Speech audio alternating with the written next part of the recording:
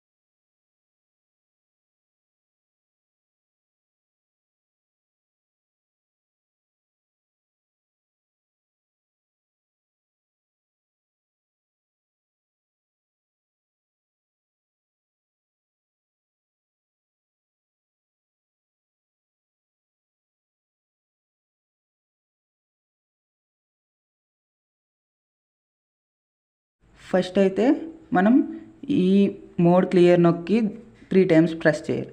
Equation వచ్చింది కదా, ఈ 1లోకి వెళ్ళాలి. 1 నొక్కితే ఈక్వేషన్స్ వస్తాయి. మనకి అన్నోన్స్ 3 కావాలా, 2 ఉంటాయి. అంటే ఇవి 3ఆ 2ఆ, అంటే I1 I2 I3 3ఆ లేకపోతే I1 I2ఆ అని అడుగుతారు. సో మనకి 3 అన్నోన్స్ కావాలి. సో అన్నోన్స్ 3 కాబట్టి 3ని అయితే ప్రెస్ చేయండి. అప్పుడు A1 అంటే I1 దగ్గర ఉన్న వాల్యూని అయితే వేయండి. ఎంత? 3. నెక్స్ట్ ఈక్వల్ టు నొక్కాలి. నెక్స్ట్ I2 టర్మ్ ఎంత? -1 అయితే ఇచ్చేసాం. నెక్స్ట్ -2,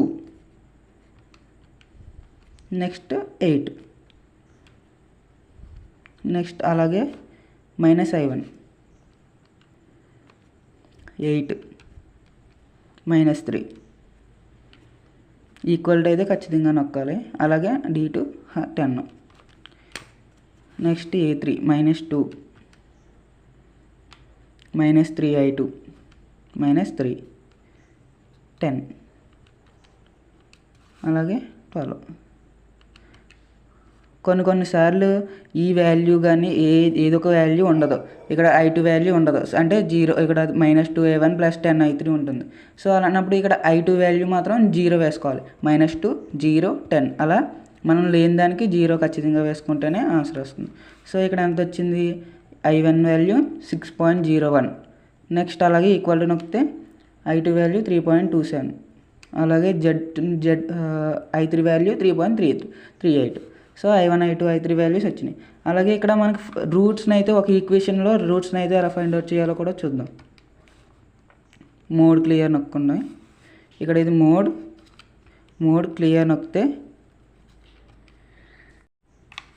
దీనికి కూడా ఫస్ట్ అయితే మోడ్ క్లియర్లో 3 టైమ్స్ ప్రెస్ చేస్తే ఈక్వేషన్ వచ్చింది. 1 ప్రెస్ చేయండి. ఇక్కడ ఈ రైట్ బటన్ నొక్కితే డిగ్రీ వస్తుంది. దీంట్లో మనకి 3ఆ 2ఆ 1 2 3 టైమ్సా 2 టైమ్స్ అని అడుగుతుంది. మనకు కావాల్సింది ఇక్కడ 3 టైమ్స్. సో 3 ప్రెస్ చేసాం. నెక్స్ట్ ఏ వాల్యూ అంటే x² టైమ్ ఇక్కడ ఉన్న వాల్యూ ఎంత? 1. అలాగే మైనస్ 20x అంటే minus 20 equal to C value 100 equal to D value 0. So x1 value 0, x2 value 10. అంటే మనకి ఇలా అయితే ఈక్వేషన్స్ వచ్చినాయి. సో ఇలా మనం రూట్స్ని అయితే ఫైండ్ అవుట్ చేయొచ్చు. 2 రూట్స్ అయితే వచ్చినాయి కదా, 0,10 రూట్స్. ఓకే ఫ్రెండ్స్, ఈ వీడియో మీకు నచ్చినైతే లైక్ చేయండి, షేర్ చేయండి, సబ్స్క్రైబ్ చేయండి. Thank you for watching.